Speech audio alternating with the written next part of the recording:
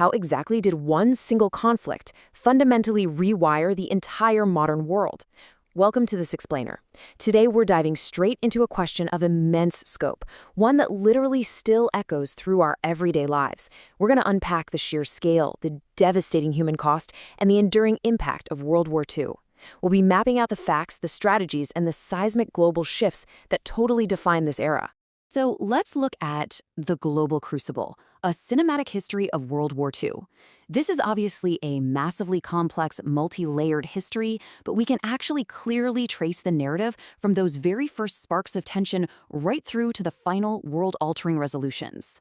Here is our roadmap for today. We'll start with the road to war and then hit Blitzkrieg and conquest. Next, we'll see how the war expands worldwide, pinpoint the key turning points, walk through the war's end, and finally unpack the lasting legacy of WWI. All right, kicking things off with Section 1, the road to war and those pre-1939 tensions. You know, it's really easy to think the descent into global chaos just suddenly began in 1939, but the seeds were actually planted way back in 1919 with the Treaty of Versailles. The harsh conditions imposed there basically just allowed resentments to simmer for decades, and that directly fueled the simultaneous rise of Nazi Germany, fascist Italy, and the aggressive expansion of Imperial Japan through the 1920s and 30s. All of this unchecked ambition acted like a giant powder keg, funneling directly into September 1939. Germany invades Poland, and boom, that's the absolute breaking point that forces Britain and France to officially declare war. Which brings us to Section 2, Blitzkrieg and Conquest, as Germany conquers Europe. To really grasp this early phase, you absolutely have to understand Blitzkrieg, or lightning war. This was not a slow, gradual push. It relied on rapid, highly coordinated attacks. Just picture advancing tanks on the ground, perfectly synced with aircraft dogfights right above them, designed to just completely shatter and overwhelm traditional defensive lines.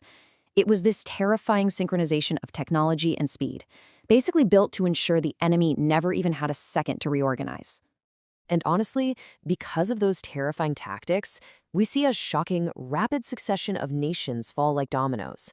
Poland, Denmark, Norway, Belgium, the Netherlands, and eventually France all succumbed to the sheer speed of the German advance. This backed the Allies into some incredibly desperate corners.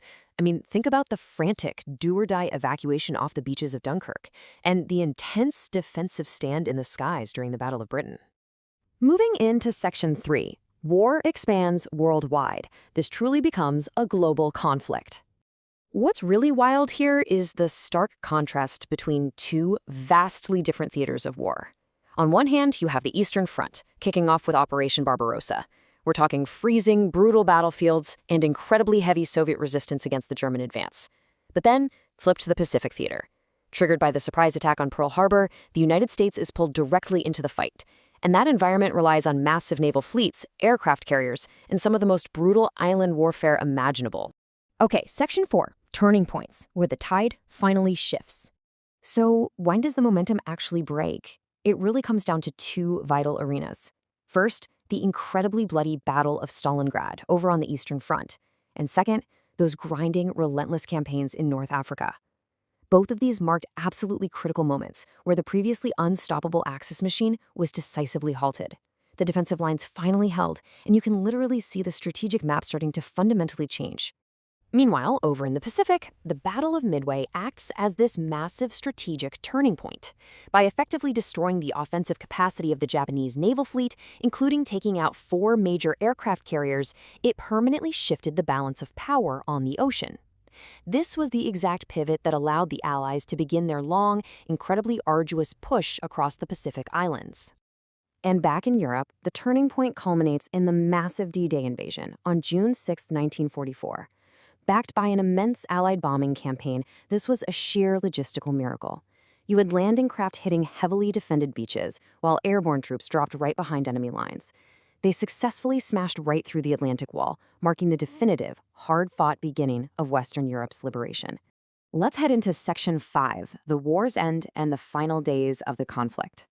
In Europe, the endgame played out in grim, hard-fought steps.